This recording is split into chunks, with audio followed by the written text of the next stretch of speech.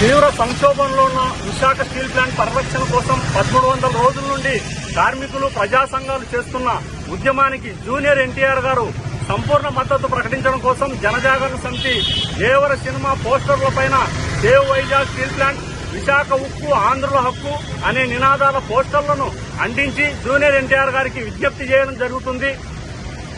కోట్లాది మంది అభిమానులున్న జూనియర్ ఎన్టీఆర్ గారు విశాఖ ఉక్కు ఉద్యమానికి మద్దతు తెలపడం వల్ల ప్రభుత్వాల్లో తప్పనిసరిగా చలనం వస్తుంది.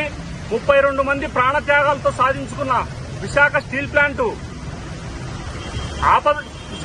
ప్లాంట్ అనేది తెలుగు ప్రజల ఆత్మగౌరవం.